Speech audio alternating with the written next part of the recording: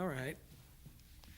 So I'm going to change some heads and do a few things here. Also testing, giving one more test fire to my sync. And I'll take some questions if I see you in the comments. I haven't done it quite this way. I've got my iPad over here. My computer and stuff that controls all this is in the control room.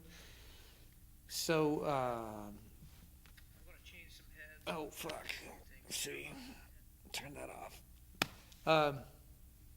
Yeah, so I'll explain what I'm doing. Just checking my sound here, sync, stuff like that. So if you see anything going on, I'm just going about what I'm doing, which is I'm going to change these tom heads. I'm working on a track and going to do some. Hey there, okay, cool. There's Yuki.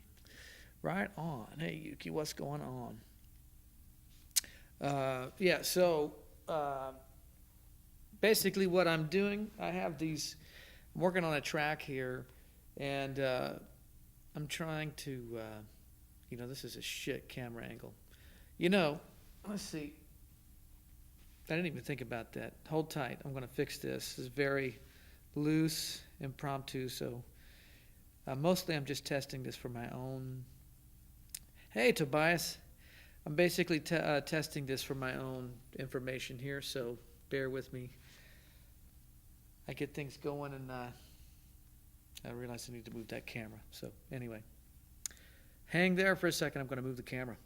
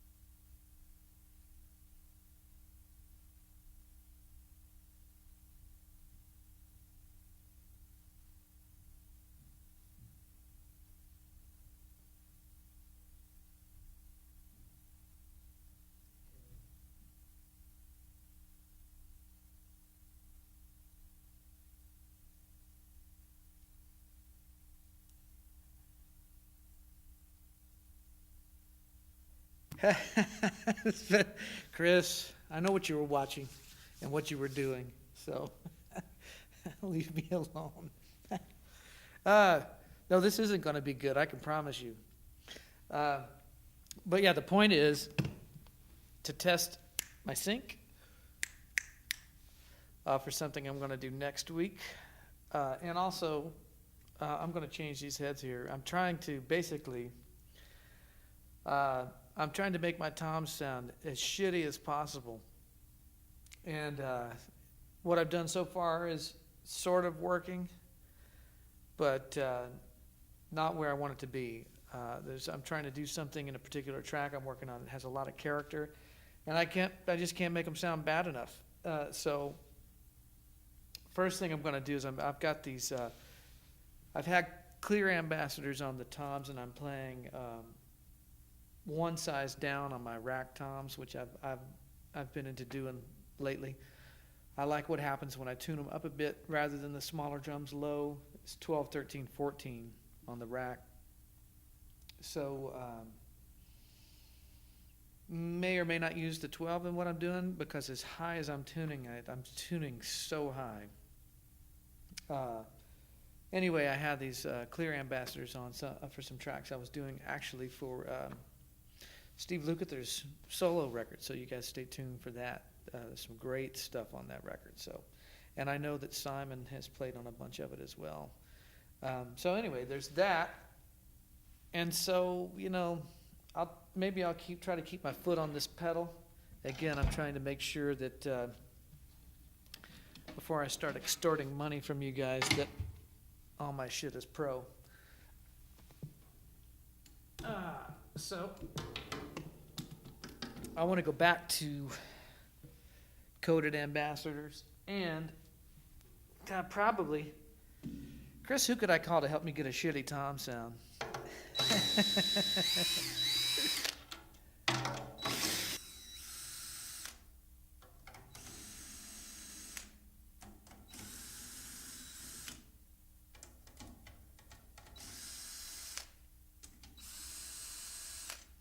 Anyway, I should have shown you this before I switched, but to give you some idea, they just don't sound bad enough. I can't make them sound that shitty.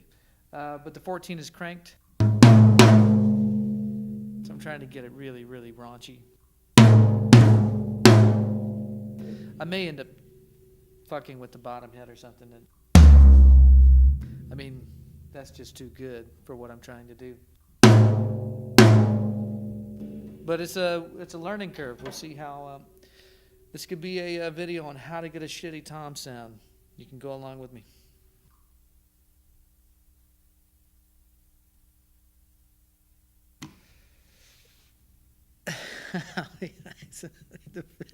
Exactly.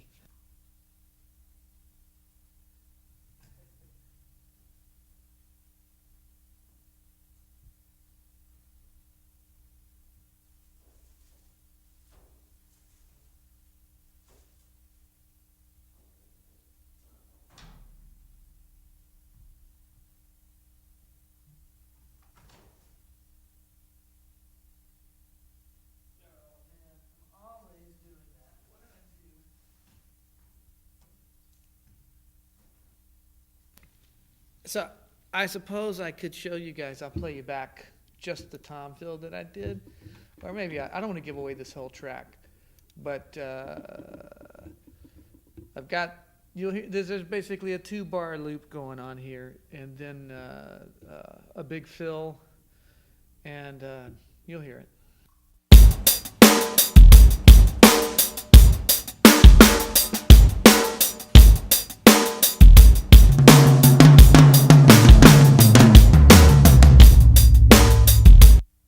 And they just don't sound shitty enough.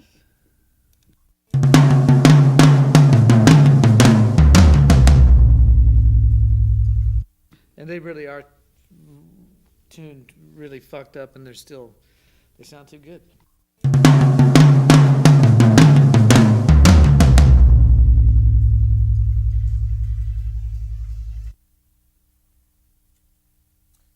So a lot of times, you know, things will kind of choke and bark, if the bottom head is lower than the top head. So what I did for that you just heard is I just cranked the shit out of the top head, and it still didn't suck bad enough. So I initially assumed that the tone I was looking for was going to come out of coded ambassadors anyway, and I just been avoiding the inevitable. So here it goes. See, what am I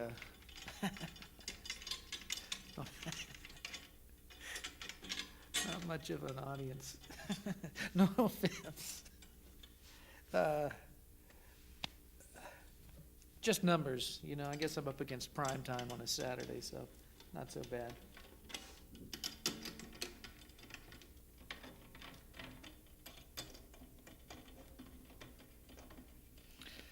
I cannot see who else said hi right there because I've dropped my iPad so many times. There's like 8 billion cracks along the bottom line.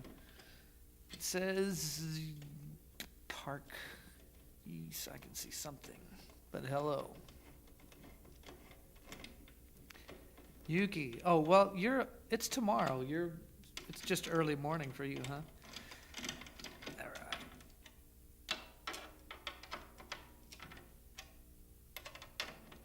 Yeah, I know that. Thanks, Glenn. The toms sound okay. I'm trying to figure out how to make them sound. Basically, I remember when I was a kid and I had my old Rogers toms, and I tried to, and I had these also, and I didn't know how to tune a drum, and I had these Ludwig Vestalite toms, and I had like 12, 13, and I just set up 12, 13, 12, 13, and 2 16s, and that kind of, in my mind, now of course I think I was 6. That sounded shitty. That's what I'm trying to go for here. Could be the technology's too good, you know. RIMS mounts solve a lot of choking issues, you know, no matter how, well, these aren't RIMS mounts, and I'm not crazy about them, but.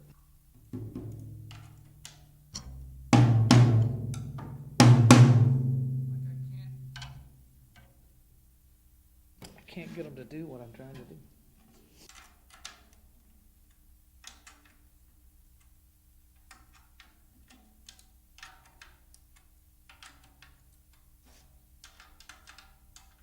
That probably would help if they were just pitted,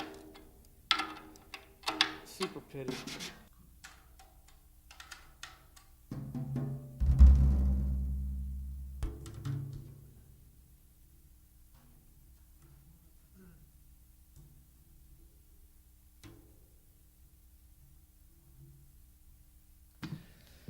Just for a heads up to the 8 of you that are here, which I appreciate. Next Sunday, the 14th, I'm going to do a live overdub session, playing on a track for a friend, and I'll post information, and there will be an Eventbrite ticket pathway into the thing. It'll be live only, so I'm not going to keep it up. It won't stay up after the event. I don't know how long it'll go. I'm just going to treat it exactly like I work. So if you're interested in checking that out, you'll see the info coming.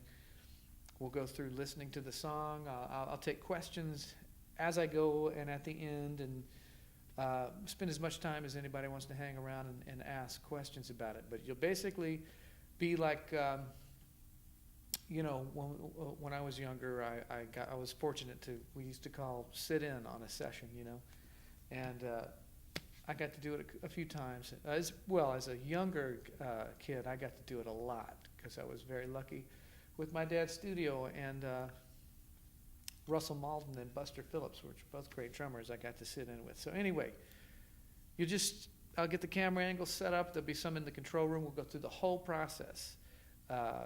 You'll watch me open the files, lay them out in Pro Tools, listen down. I heard a taste of some of these tunes months and months ago. I have a bit of an idea of what I'm getting into, but I'm trying to leave it completely fresh so that there's no, you'll be experiencing it as I do, and you'll see exactly kind of what goes down. So that's the idea for that.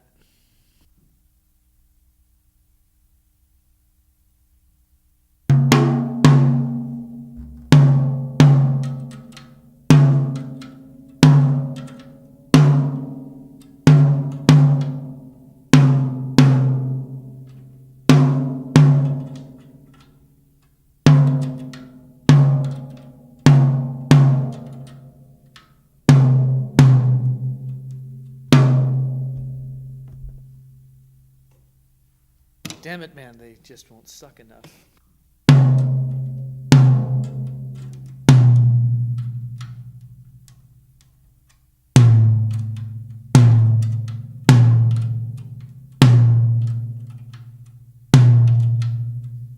You know, the irony is, when I'm actually trying to make something sound good and change heads, it's a real pain in the ass, and I can't make them sound. That's funny. That's funny. I keep looking here, getting this thing figured out. I can see your comments here, cameras here.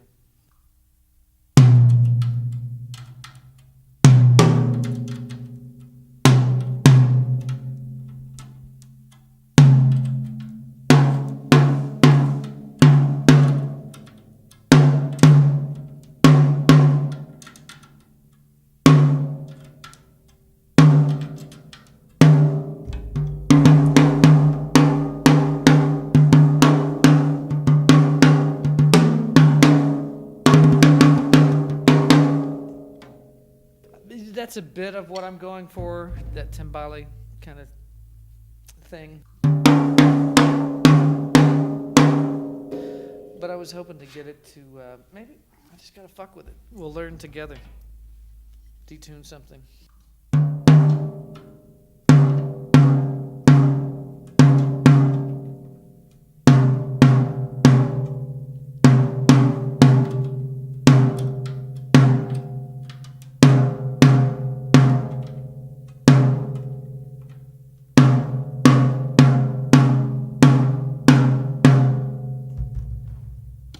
So that's more the idea. That's more the idea.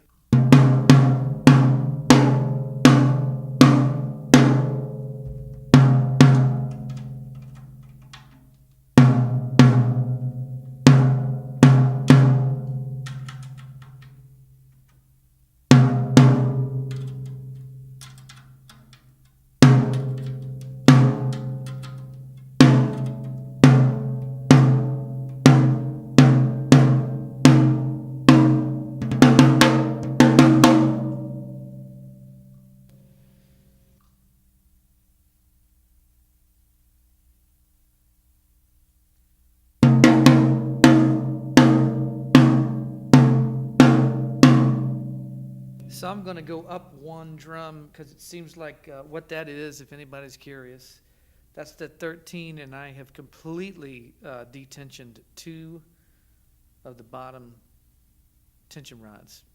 Just no tension on 2.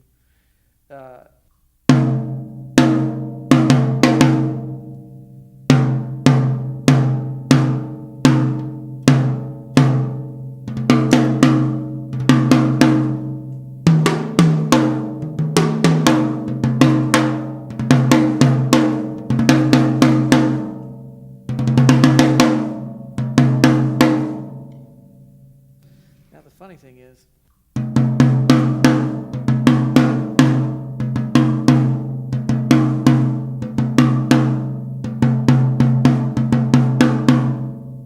I think I'm missing the, with them tuned like that, I'm missing the additional, yeah, exactly, that's exactly what they sounded like, right, Device?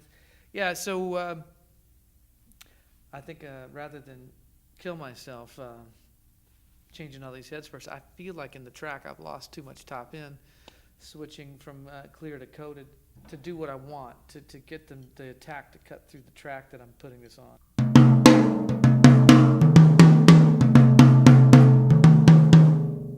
You can hear the difference between the 12 and the 13. There's a bit more at this tuning.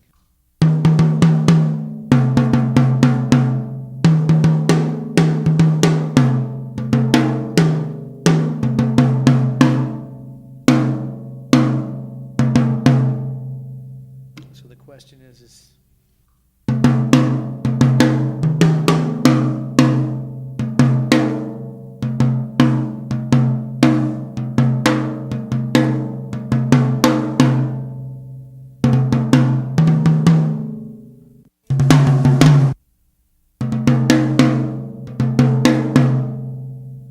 funny, we're almost in the same exact spot.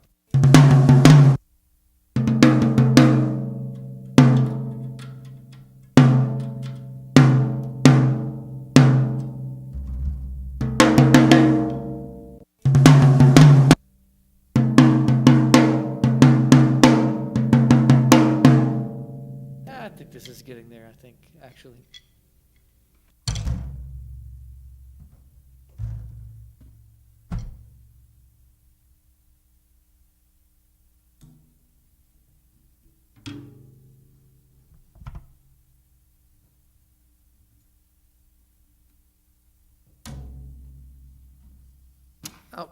I'll rename this video after the fact. We'll call it How to Get a Shitty Tom Sound.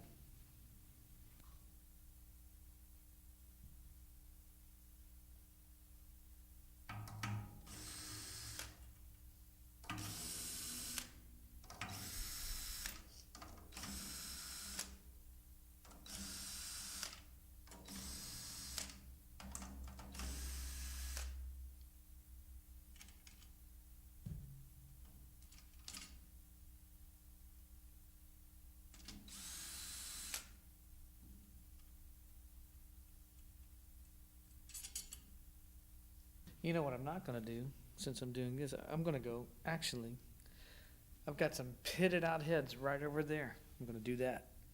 And I'll be back.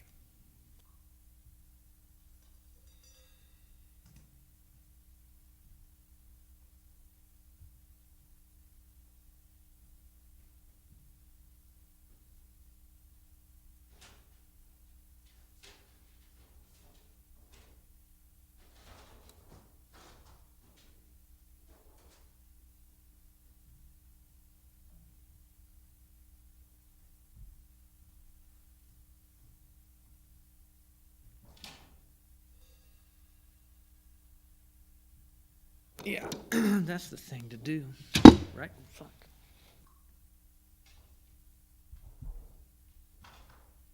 I'm actually going to take. Here's a 14 that came off a snare.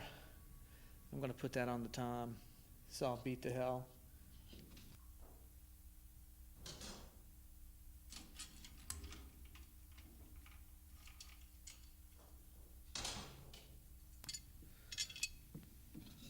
I'm thinking not quite colossal head, but something in that vein.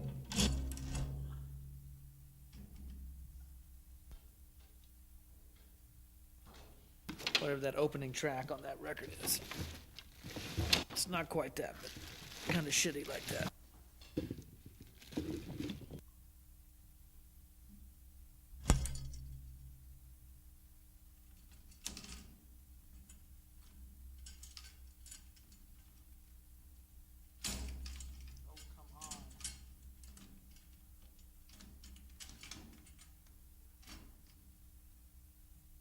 So for any of you guys that use the play pearl drums with opti mounts on them, I have found how I best deal with the nature of those things to choke the drums a bit is each drum kind of is its own entity based on the angle I have them on the stand and various things, and I can never remember seemingly what I did the last time I changed heads, but the way I could tell what I did on the 14 is the mount fell off. So basically, if you are using these, the little tension Allen screws that will tighten that opti mount down onto the lugs, trying to hold onto the drum. On the 14, I'm leaving it completely loose, and so it's expanded fully, so it's riding on the hoop and not so the potential for it to choke via the tension rods, I suppose, is there, but it's just in a matter of trial and error. So for that part, I on the 14 anyway, in the position that I have it, that's what's working the best. All right. And I think rather than shred that 13-inch head, I'm going to pull it off and put an old one on, because I think that's going to serve the purpose better anyway. Hopefully. I'm just burning the clock out today. Not getting enough done. But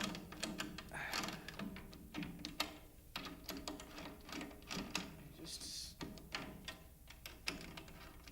quality over quantity.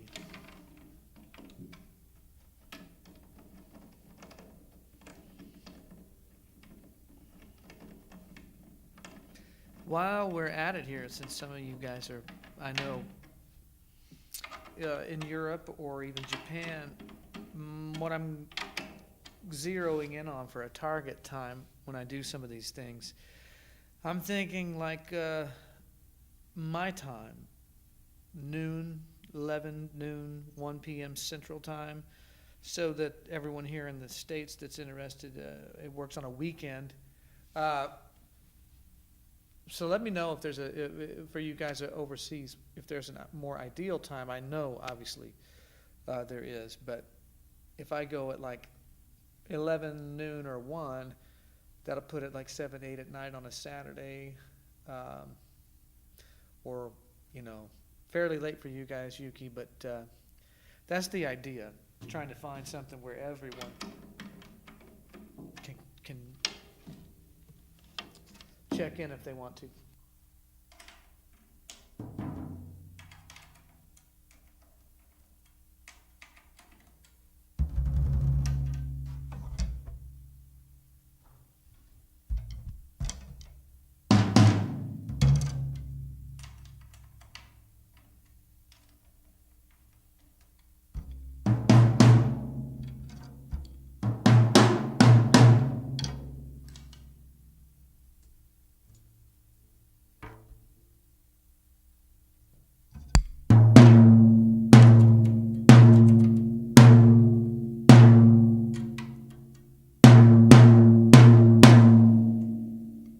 Yeah, that's starting to suck pretty good right there. Just keep your pitted heads.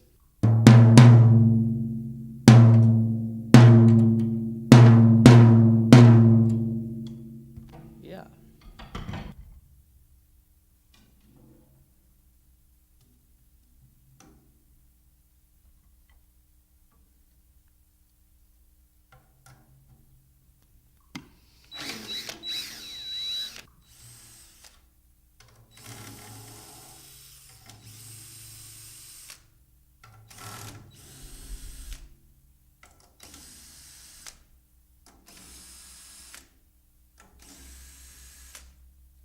I realize this is not particularly compelling TV here, but the next thing I do will. So thanks for hanging out and helping me sort out the tech stuff. For any of you guys looking to do this stuff, the most reliable thing I've found for streaming, you have to spend the money and get Wirecast. So if anybody's looking at doing something like this, I'm using for now a couple of GoPros through a ATM mini switcher, live switcher. So it sets the bandwidth at 1080 and 60 is all I can get, but that's okay for a stream. I mean, I would like to be able to go 4K, but using that switcher, I can't get 4K. So yeah. Any of you guys can reach out to me if there's any questions. Always you can message me. I suppose you can message me on through my YouTube channel here. But I know I stay in touch with some of you guys across Facebook and Instagram. But yeah, that's kind of what's going on here right now. I forgot. I have a hardline Ethernet to my laptop now. And that seems to make a big difference on the stream, even though I have super high bandwidth up here now. Even out in the country where I live, I've been lucky to get fiber optics, so it's screaming up here now. But yeah, Wirecast is the program, and unfortunately it's not cheap, but it was the only way I was able to fix all the nagging issues I was having before. Tobias, what did you say down there? Poll on Facebook so people can vote. Yeah, exactly. Hey, Tobias, that's great. And also, man, thank you so much for that. That really means a lot to me that you guys, that you particularly set that site up. I will communicate, these things moving forward across that site as well. So yeah, thanks. One thing I can tell you is lately I have not had enough time to practice, no doubt. I mean, I stay up on it, but I mean, there are days go by now where I've almost, maybe not playing at all, which is problematic. But then I do keep my hands together best I can. Luckily, it's not impacted the way I hit or timekeeping and things like that. I mean, it's not like I don't play at all, but I'm definitely not getting an hour of good practicing a day. Nothing close. I'm working on a couple of projects that just have me trying to beat the clock right now, which I'm excited about. That's one of the projects is what this overdub is for. Just one of the final touches on one of the songs that we're working on, and it's all high personality. You know, there's a specific intent, and the sound of these drums are supposed to have a bit of an attitude. So we'll see. Oh, the Eventbrite. Thank you for that, Dan. So what happened there? And there's one thing on my YouTube channel still talking about how I practice, and I realized that video sucks because the audio was out of sync, and I think it just got some sort of. I'm getting a flashing indicator from my GoPro. That's another thing I haven't been able to figure out. This particular GoPro just decides it wants to switch to photo mode for no apparent reason. I've looked at all the preferences. But back to the Eventbrite thing. That one, yeah, so I can see something has switched in the video image, I think, but whatever. Got to get that sussed out before next Sunday. I don't know why it's doing that. But Dan, that the video is gone because there was a lot of video. Yeah, see, I think I'm going to have to turn the thing back on so when this drops out, I have no idea why it's doing that.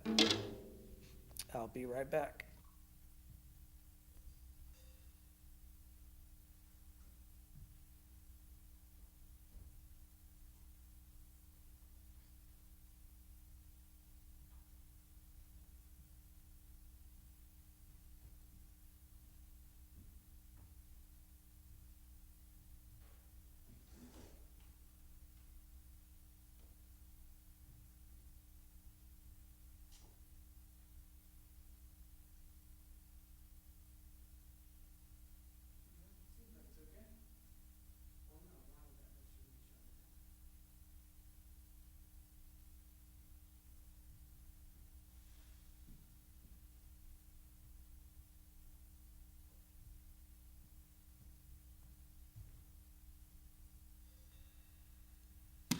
Video will be back momentarily.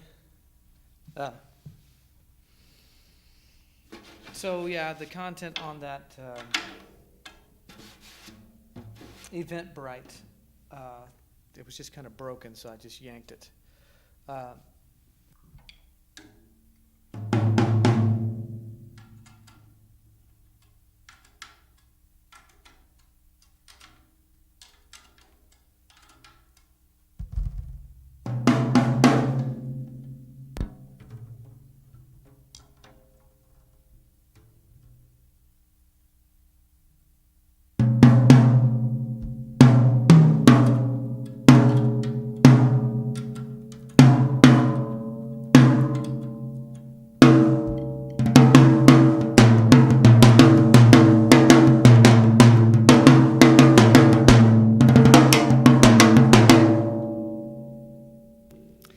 Yeah, they're starting to sound a bit shittier now.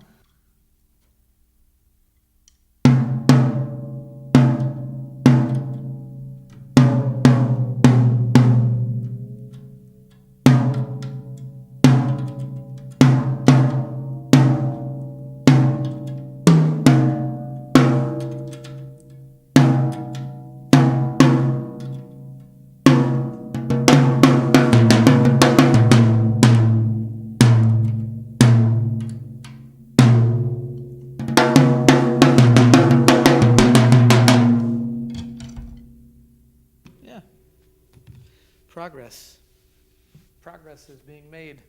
And, I mean, gosh, that's the problem with using single ply heads. I should have thought about that first, not wasted. Doesn't matter, really.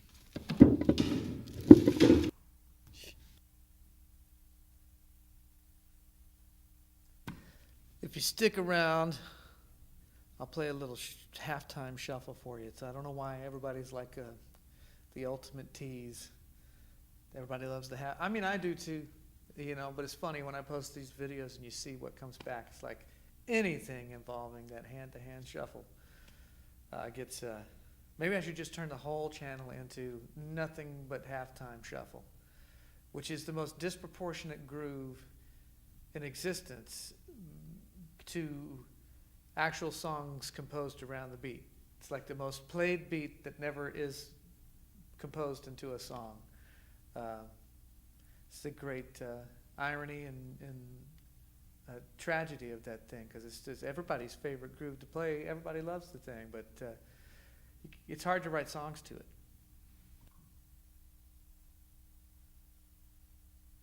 Oh, it's already 11 a.m. in Japan? Gosh, Yuki, I totally tripped on how that went. So, yeah. Some of my friends in Europe are the ones that are suffering right now. Or maybe you haven't gone to bed yet, and that's not so bad.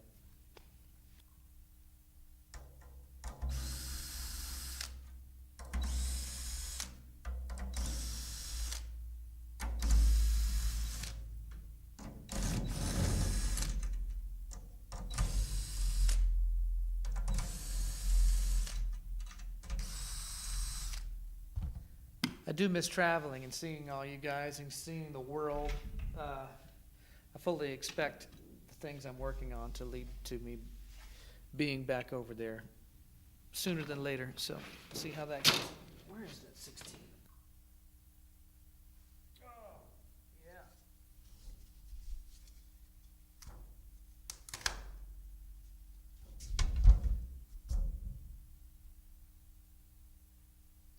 It's Saturday, 2:48. Okay, yeah. Yeah, I know. Priorities, buddy. You got them straight. And so, out of curiosity, Tobias, how were any of you guys aware that I got on here? I'm trying to figure out when I do want to impromptu just grab on and do this and interact with you guys. I mean, there's 14 of us on here right now. Looks like. What's the? How did you come to be aware of this?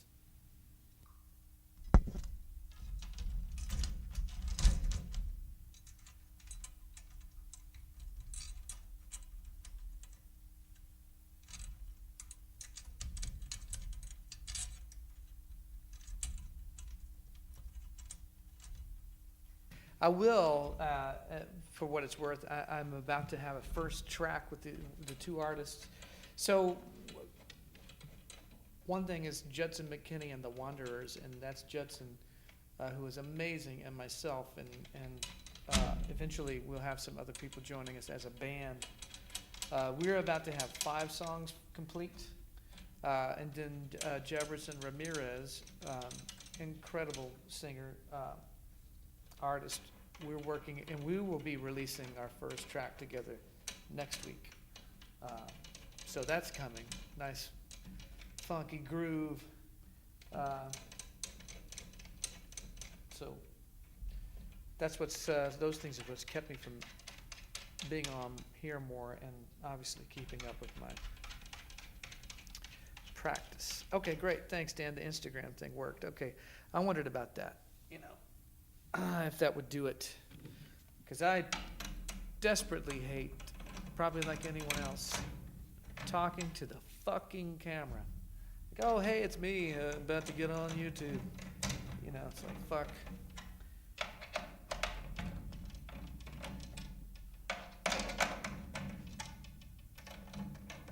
It's fine once you're started, but that announcement always sucks. I'm trying to figure out the best way to trick myself around that.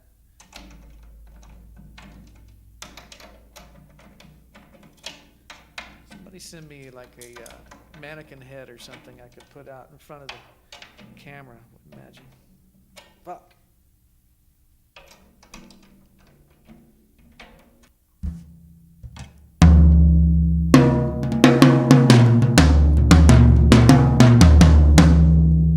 Sounds pretty shitty, it's getting shittier now. The drag will be when I made all this effort and it's the wrong concept.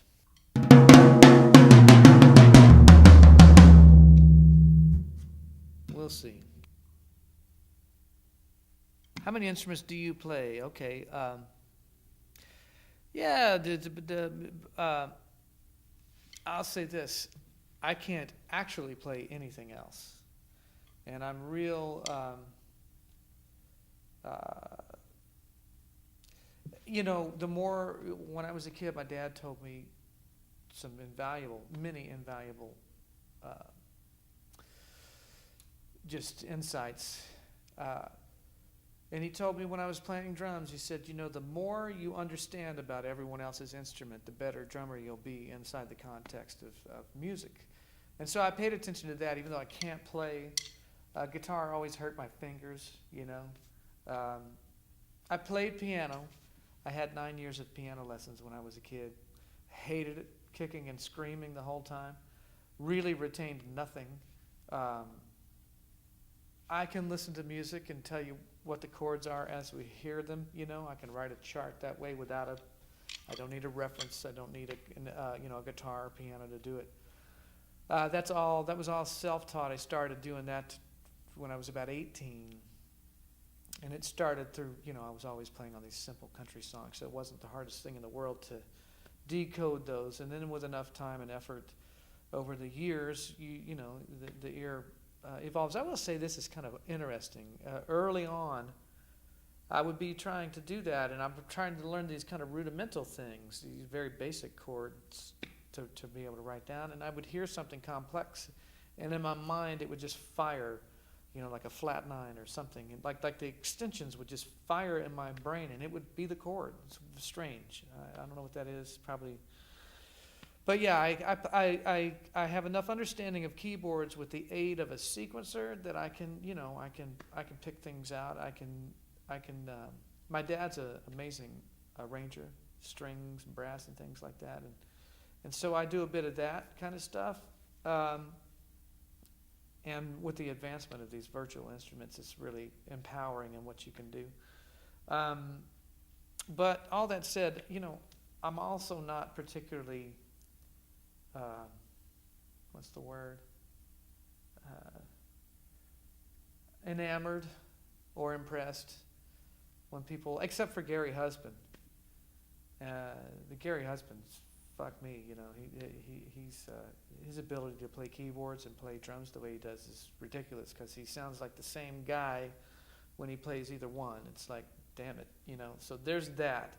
But guys that can just kind of play a bunch of fucking rock bullshit or straight ahead, just self-indulgent. I hate that bullshit when it's like nobody's idea but mine. Collaboration is the best, and fuck a bunch of Lenny Kravitz playing everything, this bullshit stuff like that. Nothing against Lenny Kravitz, but it's like, come on, god damn it, you want to rock? Let somebody. I know better drummers for sure, Anyway, little side rant.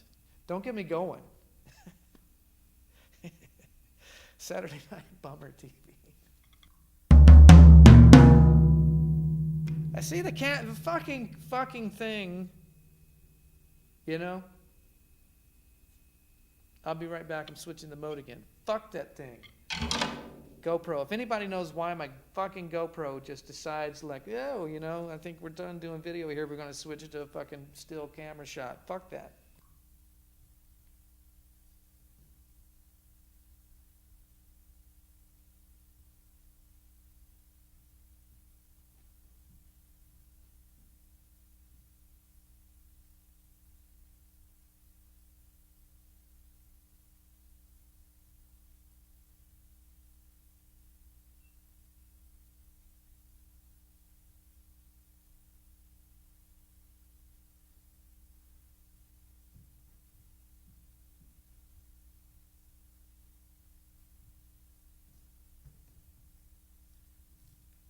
So that's part of why I'm doing this. I want to figure out why it's doing that and if it's going to, because sometimes it's random.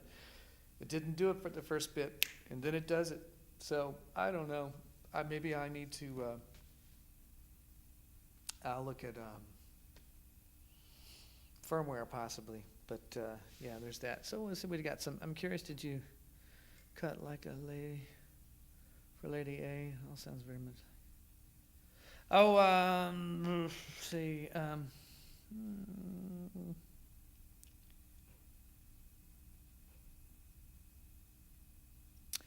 Uh, Lady A, probably not, unless it's a long time ago. I actually did play. I did play on some stuff back in the summer for them, but I don't know. I guess I guess it's on a new record, possibly.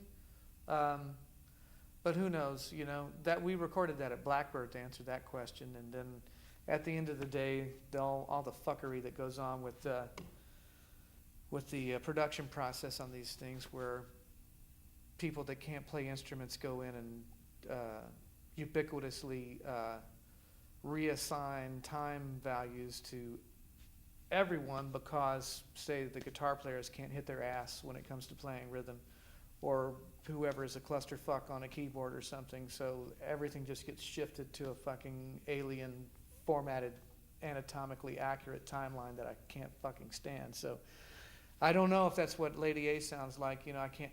When they do that to me, you can still hear my internal dynamics, I suppose. But I don't know. I appreciate that if you notice something that sounds like me. But that's why I've all but stopped playing sessions, because I'd rather starve to death than have my voice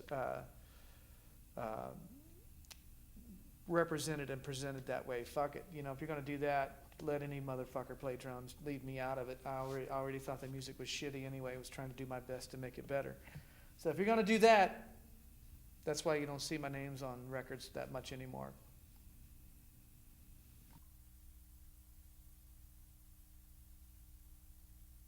So, okay, Tobias, I wondered, so you're 21, you know, no problem. Listen, anybody playing multiple instruments, don't get me wrong, that's great. When you reach the point where you have something to say artistically and have the option to involve other collaborators that could elevate your thoughts, yet you choose to be selfishly and narcissistically and maniacally. See, the fucking thing did it again. Anyway, I have no idea why that thing is doing that, but I'll fix that. Yeah, play whatever you want. You know, it's not about that.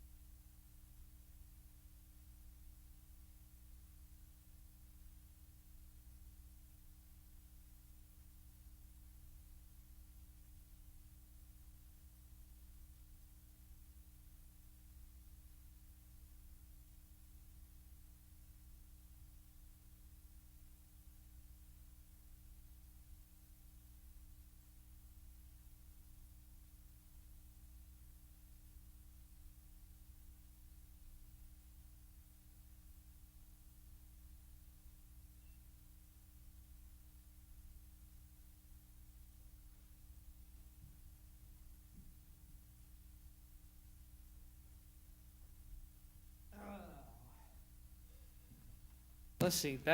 Back to my rant. Where were we? Now, playing multiple instruments is great. Just as much music as you can get. The only thing I do proficiently enough to really justify doing anything more, and really everything else I do is out of, trying to find my way toward the music I wanted to make and make it the way I wanted. It's just lack of resource. So, I would be all too happy to just be a drummer. If I was able to find my way to the music that kept me. God, man, that thing's doing it again. Maybe it's got voice activation or something and thinks I'm saying something. Anyway, all right, where are we at?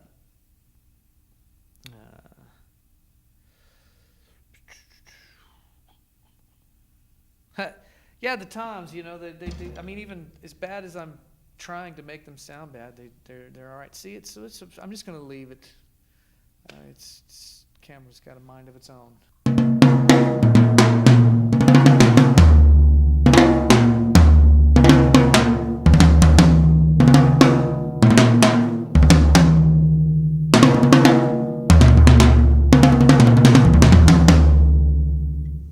Yeah, I mean, that's kind of what I was trying to do. It's not as bad as I hoped. But it's something. It's kind of, sort of doing what I was after. Yeah. Chris, you're going to have to give me some suggestions.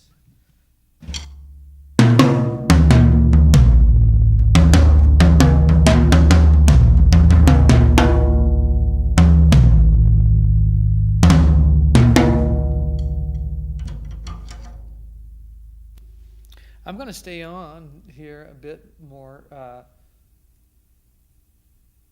since there's more of you here than there was when we started, okay? And I am going to hit that camera one more time and see why it's doing that.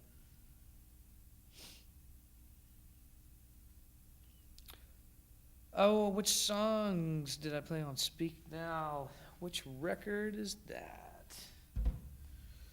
I don't have my, I played on something called Back, if this is that record, Back to December, was a song on there.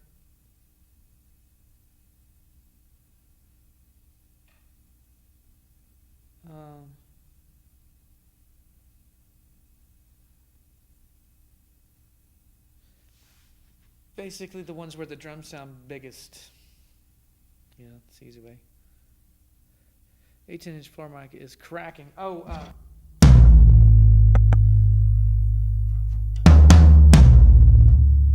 that's probably coming on the playback side. This particular sound. So, I'm working on a track where the very nature of the composition, which Judson and I wrote together, is it's particularly pathetic. The whole, you'll hear the track. I think you'll like it. It's got a certain energy to it for sure. But it's sort of the underpinning of the thing is a bit of just shittiness, and so I'm going for sort of, I'm trying to be push on certain rotten, subconscious feelers, if you will. So it's like I'm going for some big fills and things like that, but I want it to be kind of fucked up, not because the whole concept of the song is fucked up and shitty. So I don't want the drums to sound pristine and awesome. I want them to be, like, ooh, that's not terrible, but I like it. That's the idea. That's awful, but I like it. That's the idea. So.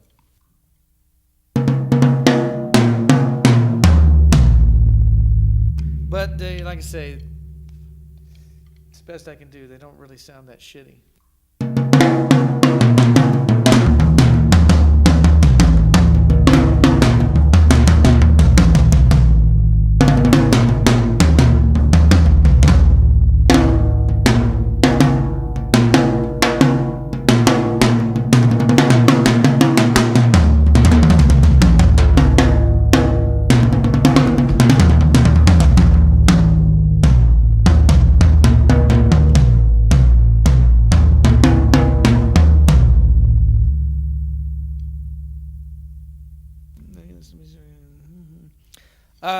Tobias, buddy, Hyatt.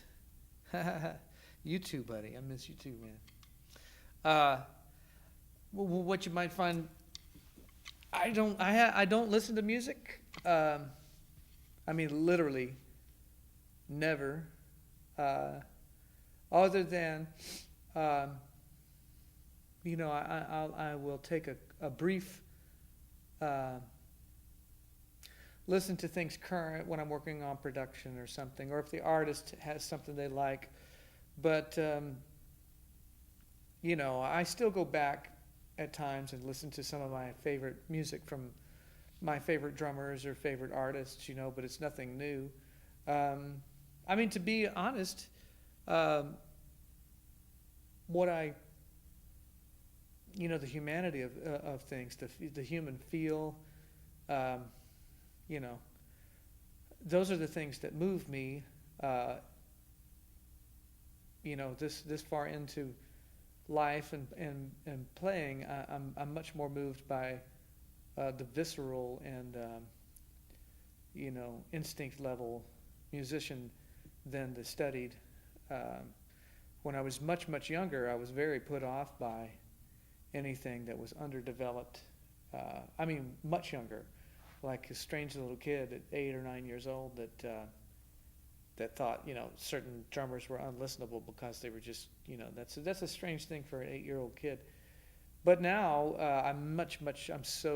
music is so devoid of anything honest, any human intent, that it just, when that's not there, it just sounds, I want to turn it off. I mean, if I hear something on the radio, I was never a big fan of dance music or electronic. Why would I be? There's no humanity in that. But even that as a form on its own has a purpose.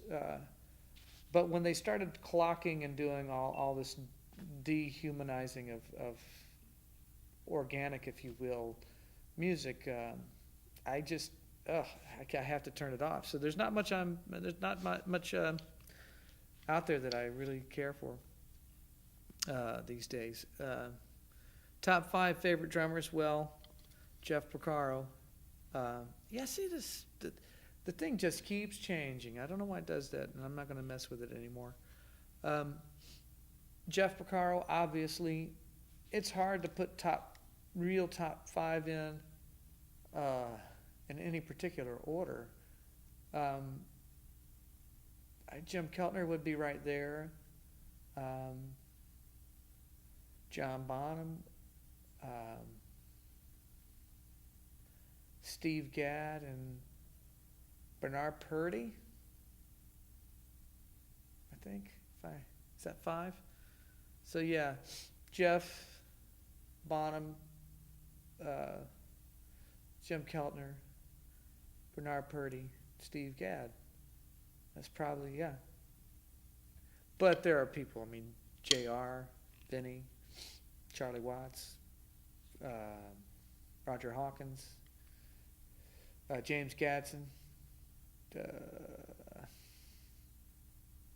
It goes on and on. If anybody with a groove, Andy Newmark,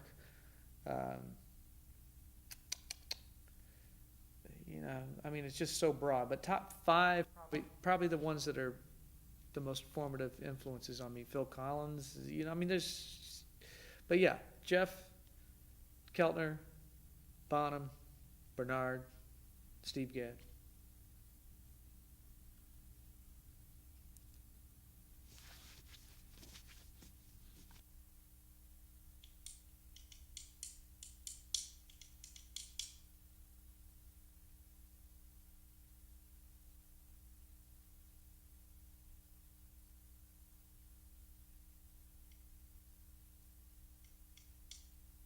Well, I think I've got this. I will. Let's see. I don't have my. Let me see if I can light these other tracks up, or if they have the right output assignments.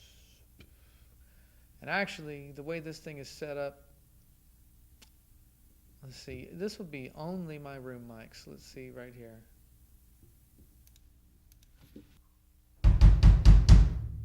So that's just the room mics.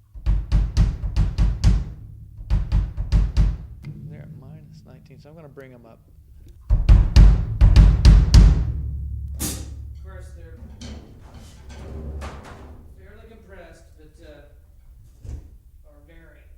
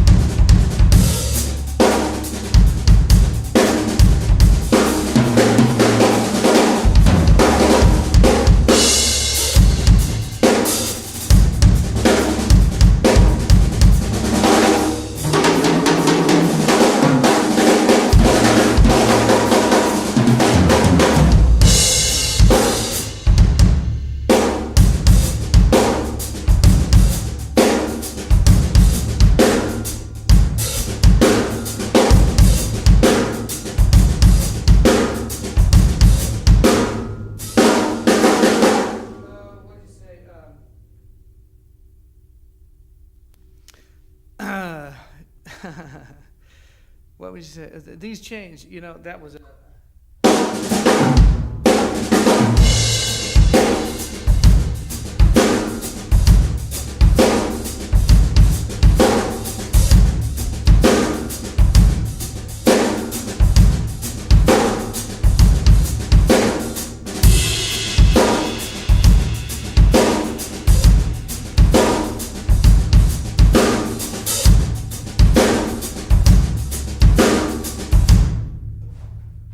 so that's it. Uh,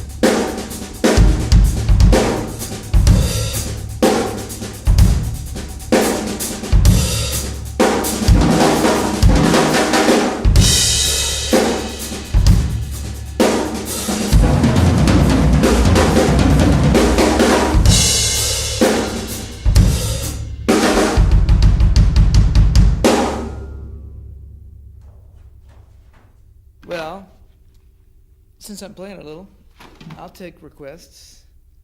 What's that? What's that symbol? I can't see, Chris. Don't know what that is.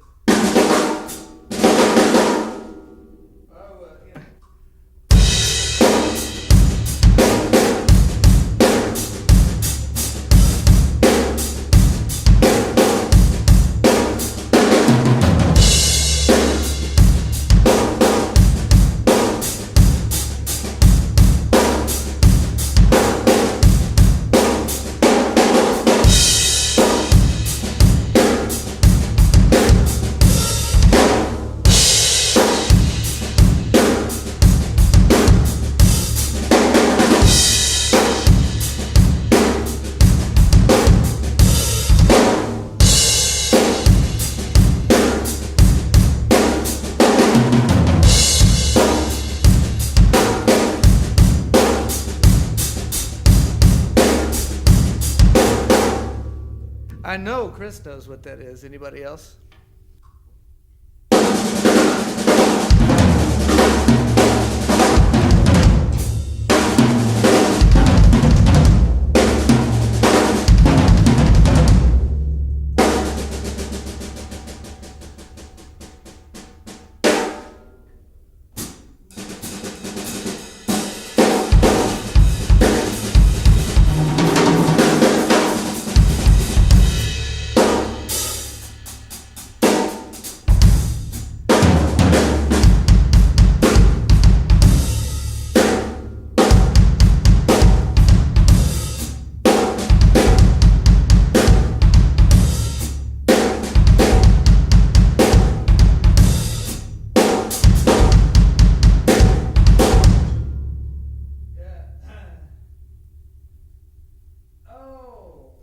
So here on Earth, man, Tobias, I will.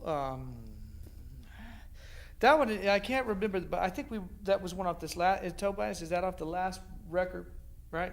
I think is that the name of that record. It's kind of had a pseudo. If I remember the right song, Mumford and Sons meets U2 or something. Yeah, on that track, one thing I can tell you, I remember, if I'm thinking of the right one, I took my 10-inch tom down and put a 10-inch Brady snare right here and incorporated that into some of the tom fills. And that was all a live take, so far as I can remember. Yeah. The room sound. Yeah, thanks, Lucky. That's, yeah, that's nothing but my too far room mics. I can't turn the camera around, but it's two CMV 563s across the room, right out in front of the brick wall, looking down. So, somebody just wrote something that language I do not understand. What's up, Derek? I'm just, this thing's gonna run long. Kind of mutated into something else, but I'll stay and hang as long as you guys are here. Yeah, nobody chimed in. Come on, you got to know what that was.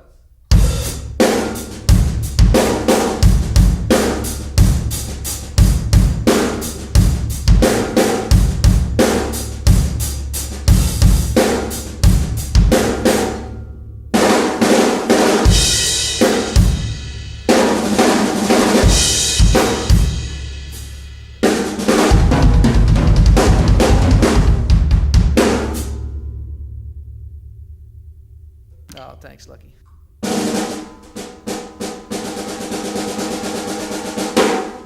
Oh, man, all the way from South America. Fantastic. Well, Javier, if there's anything you want to ask me, or I can show you, I'm happy to. That's right, it is Zeppelin. You can't help it, but when you get room mics cranked up and distorted like that to start trying to play your best John Bonham sad impersonation, That's so yeah. Oh, Chris, stay out of here.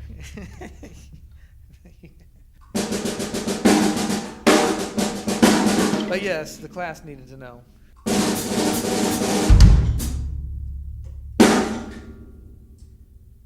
Oh, see, did you ever use an 8-inch rack, Tom?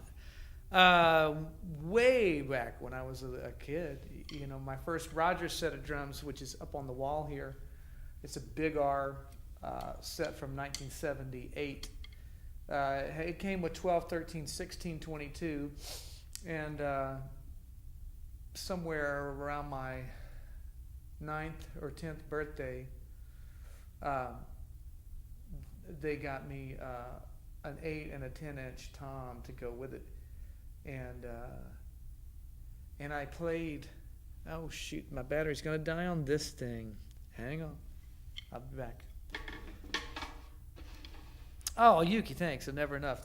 Man, I had so much fun playing Never Enough with Toto. What a great Jeff. Everything Jeff did was just immaculate, the best. I'll be right back.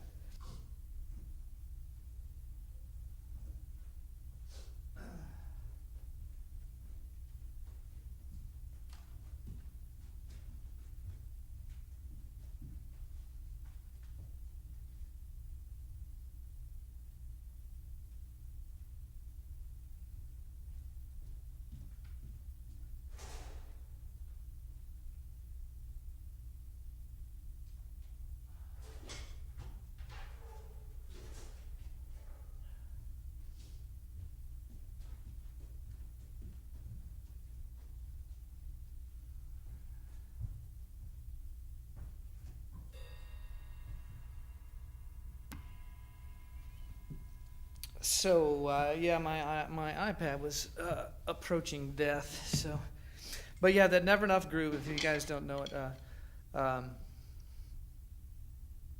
is it's just Jeff. Really great drummers for me that I love to listen to can just play time, and it feels fucking great.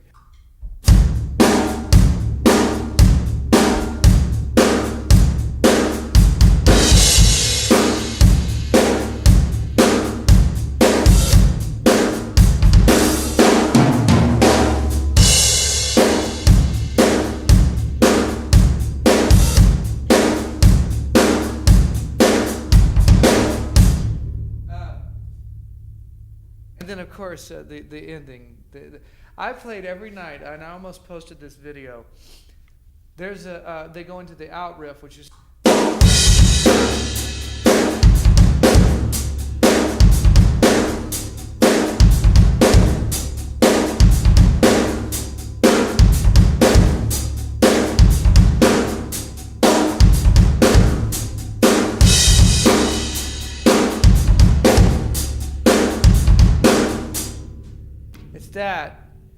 There is a fill at measure 16 of that section that Lenny played on timbales on the record. And when we played that thing on tour, every fucking night, I could not wait to get to that spot and hear him play that fill. That's fucking GoPro, man. Anyway, it's kind of what I'm trying to do with my tongue.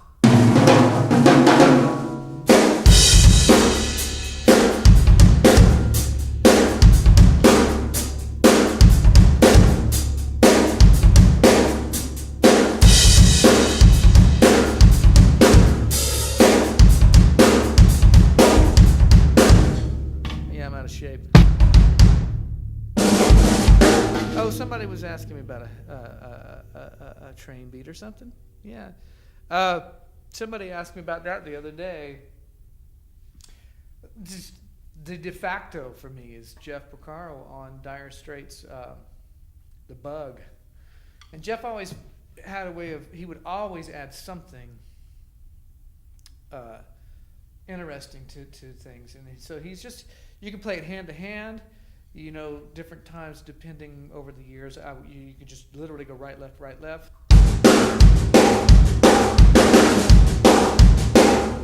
There's that, you know, and that's kind of what Jeff was playing on the Bug.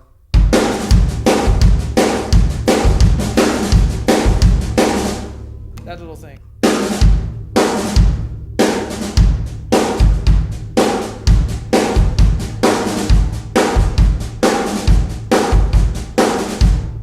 And then it's all about, you know, internal dynamics.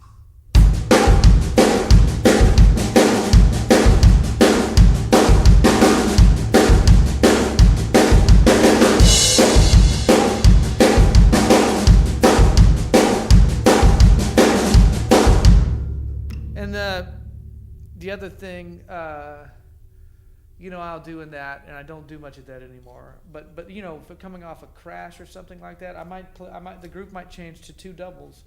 You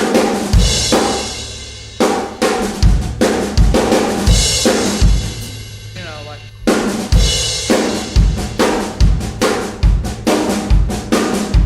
And I would play them to two doubles like that a lot.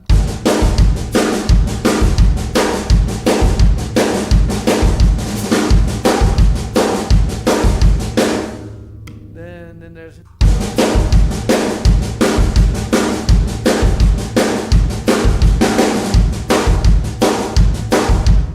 and some of that internally would be however lightly I want to play. You'll notice when I play hand to hand, there's more of a sort of a valley, if you will, in the internal dynamics.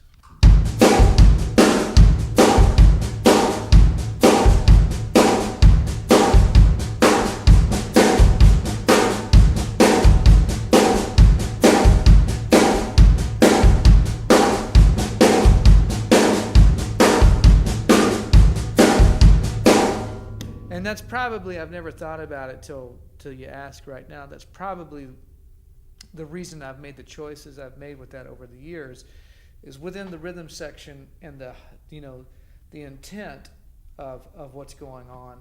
Do you want that little valley inside? Sometimes if the track is dense, which in Nashville it happens to be dense and dense, then, you know, I probably made that adjustment because there were so many things playing the eighth note that if I left that valley in there, I would just disappear, you know. So in a perfect world, I would get as much inner dynamic as possible, like Jeff would, or aspire to like Jeff would, because there's a feel in it.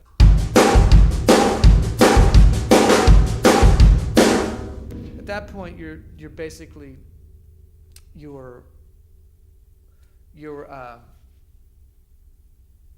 kind of whipping into the backbeat. Everything is playing up. Feels like it's going up to the back.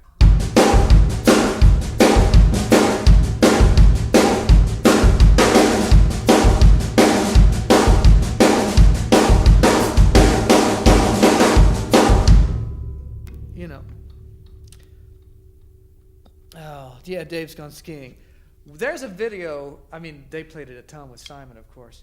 But there's a video of Dave's gone skiing of us at a rehearsal. I'll see if I can find it. Maybe I'll post it. It's quite funny. We sort of get into it a little bit, Luke and I.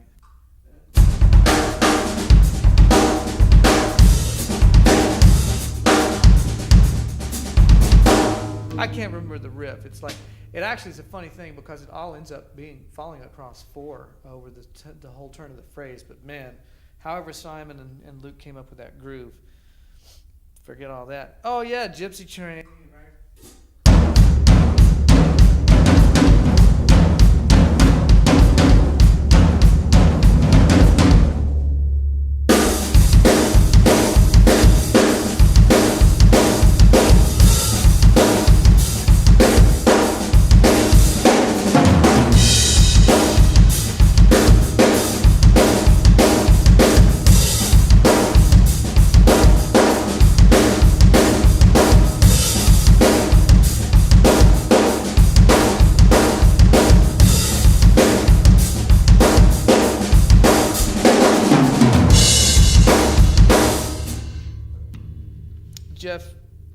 Jeff had all those, one of the big, it was all developed with Jeff, all of it. But his sense of composition, the reason he would make a 2-bar pattern out of something like that, and delineate verse to pre-chorus to chorus variations on that thing. And that tune, if I'm remembering the best I can, when he hits the verse, he's not hitting that backbeat on all those quarters initially. He skips it. He pushes into that downbeat. The first measure has that big kind of hiccup in it, and then the second measure propels like the rest of the tune, and then it keeps turning and back, and it gives you this counterpoint rhythm, which, that stuff like that becomes elite level compositional skills. Artists, he's just an artist. And the unfortunate thing in the age we live in where everybody can do anything, and there's 18 billion streams of 8-year-olds that can play drums better than I can, the thing that is lost to the din of all that noise is, eventually the real artists have something to say on a compositional level, whether it's how you compose a drum part, a drum fill, or whatever. Playing a bunch of notes as fast and loud as you can is not really the point. And Jeff, that point would be, if you counted the verse, I think it's 1, 2.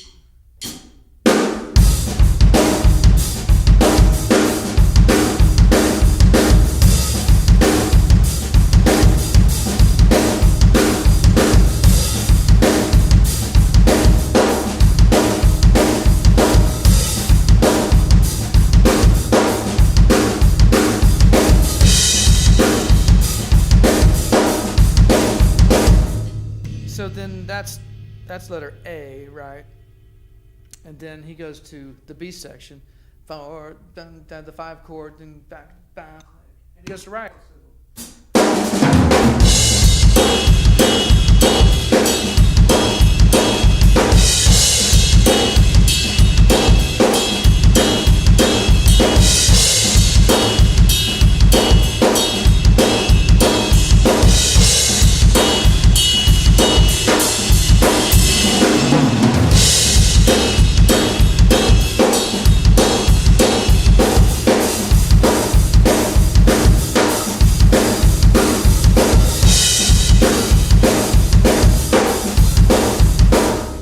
So he goes to the ride cymbal on the pre-chorus. There's just really brilliant composition on Jeff's part, which was always the case. So, yeah. My love goes on and on. Oh man, yeah, right. Gosh. It's a funny story about that. That song, which was...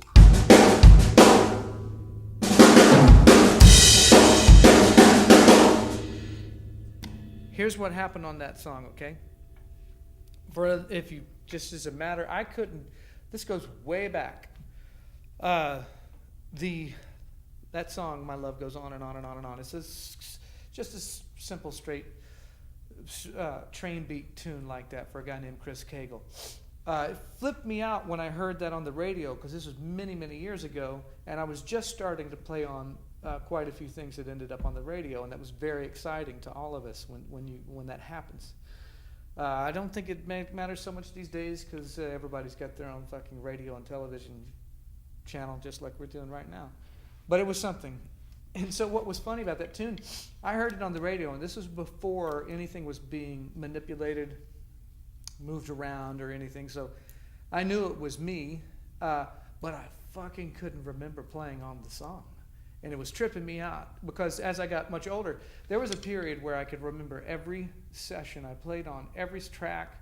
I could remember the room, I could remember the scenario, never. And then I just got a maximum, RAM capacity and could not remember anymore. It's like, fuck, I don't remember. But that was way early, that thing, My Love Goes On and On. So anyway, they played me that song down, or the producer, Robert Wright, dear buddy of mine, played me that song down, and I charted the thing, and I had nothing else. I played to the memory of the chord chart in my head, played those drums by themselves, and then they built that track. So that's what that track was. That was me playing to a click track and a chart that I made.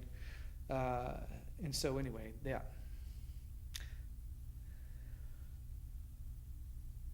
Hey, you're Chris Cagle's drummer. Well, all right. So that's how that happened. How do you hold sticks? Where's the fulcrum? It's funny. Whatever it is with the fulcrum, it's a certain place in my hand. If you see, I'm very much thumb and first finger there. And it changes depending on speed of what I'm trying to play, velocity. Everything's physics, okay? And certain grooves don't track. They don't track, especially on the instruments that you're playing. If you're playing very hard and you're trying to get a certain feeling out of a hi-hat, and you're loud, well then the physics of all the notes, require different distances to get velocity, to get power, to get volume. So all of that affects how you do things.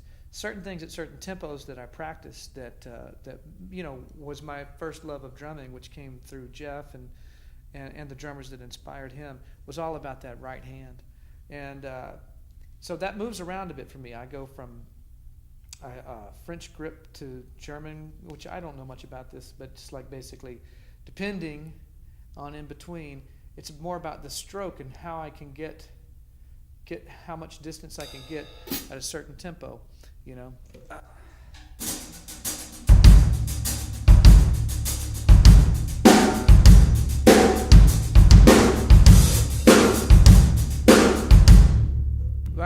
Right now, I don't know why, I'm feeling pretty good, and I, even though I haven't played much lately, I've got pretty good control of that, and I'm not playing too hard. A lot of times when I come up here with the intent of working on that muscle to get that speed, I play too hard, and there's just a fact where the physics of the stick and if you're playing too hard, the stroke is got more more throw to it, and so just literally there's a certain place where velocity meets mass sort of bottoms out, and it's not going to feel a certain way. And all of Jeff's stuff was much lighter stroke, smaller strokes, potentially depending on what he was trying to do, in between the quarter and the eighth.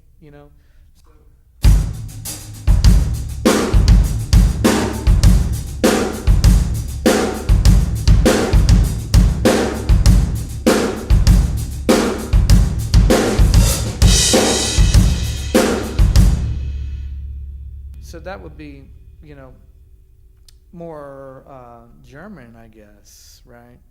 And then if I'm getting in, there's certain tunes that I kind of play along to try to keep a gauge on where my muscle development is at, and if I'm losing or gaining or maintaining, And there's a song there's a couple of really up-tempo things that Jeff played on the shuffle feel, that are way up there. One's Morning by Al Jarreau, and another one's called Right Out of My Head by Bob Skaggs. And those are things I use as sort of where am I, with my muscles, fingers, and not just that, but just in the relaxed nature of how hard I'm hitting because both of those up tempo things, you have to have some tempo beyond the tempo, or you're just going to be fighting and you're going to lock up. So, the Al Jarreau thing.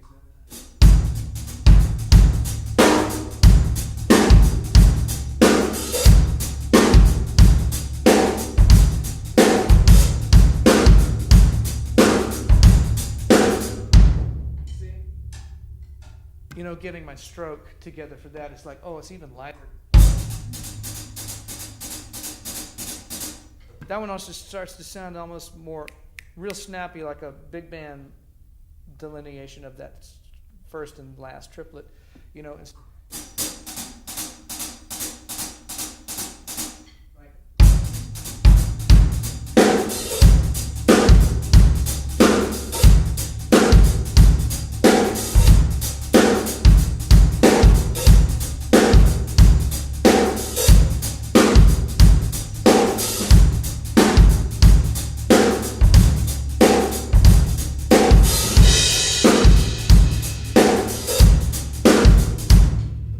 that's basically it, but it's still,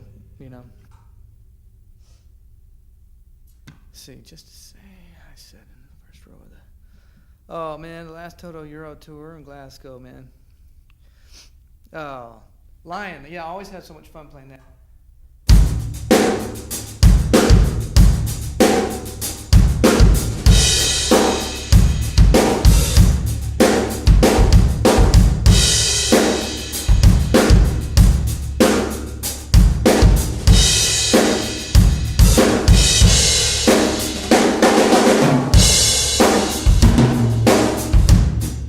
One thing that one of my favorite things there, when they go into that riff section after the chorus, Jeff starts doing this, which I know was coming from his influence from Bernard. So he goes into,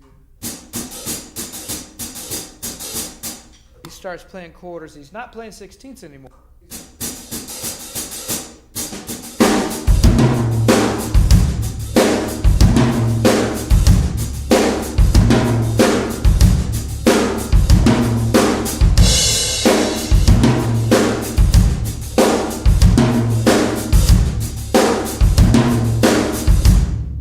That's a great groove, Jeff. I mean, fuck. What do you want to say? Like, that's my favorite thing about music ever was listening to Jeff Porcaro play a groove.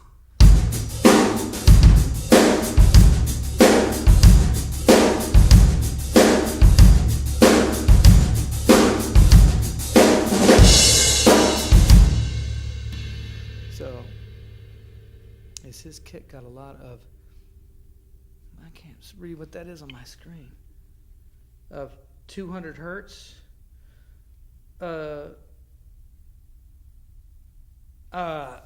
Typically, 200 hertz in the drums is not a particularly desirable frequency in the bass drum. The center note of your snare sometimes is close to that. This is probably a little above it even. 200 on the snare is okay. 200 in the bass drum is cloudy and above the note. The note in a bass drum for Jeff's tuning usually was around 60, 80 hertz, or maybe 100, with some kind of sub-low kind of harmonic to it. Mine, I'm typically carving, ish at around 250, 300, 350, and depending on the drum, maybe up to 500. That kind of moves around, depending on if it's 24, 22, how it's tuned, how it's dampened. You got to be careful with low mids. If you cut too much out, you lose all your girth, all your balls, and impact. Dude.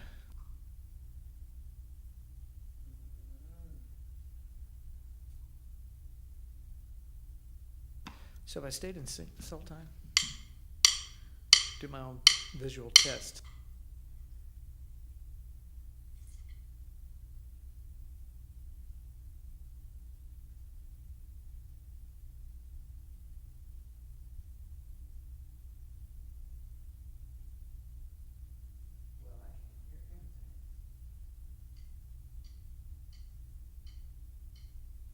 Great, the sync says fine is good. Oh, well, you find no, the Brady kit's not leaving the house.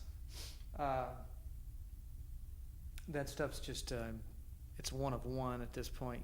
There's no replacement lugs, nothing like that available. So yeah. Um,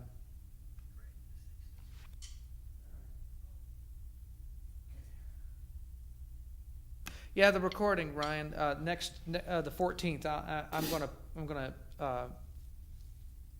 do a blast of. I'm gonna do a blast of. Um,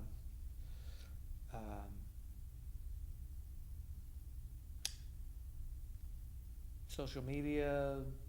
Uh, I'll keep you up to speed. My brain. Yeah, on that. So yeah, next Sunday, the 14th, I'm going to do the first one of those where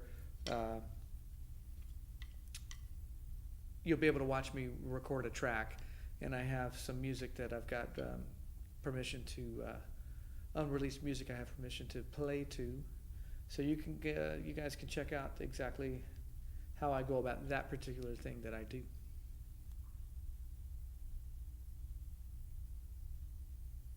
Oh, okay, for a live stream. Hey, yeah, that's okay. At some point, you guys, send me some questions or whatever. I'll go through gear with you. Um, you know, um, Kind of break down what I use and why and when. I will say, I could not be happier. I mean, really. It's kind of like I like this set of drums so well, which is the maple gum stuff. I just never think about it. And that's the best thing I can say about an instrument for me or anyone. When I forget about it and I just go, oh yeah, well, these are the drums I have out and I can get anything I need out of them. Yeah, I don't get so caught up in vintage and vibe and things. A lot of that stuff was more about tuning and dampening than it was the validity or the value of those particular instruments in the now.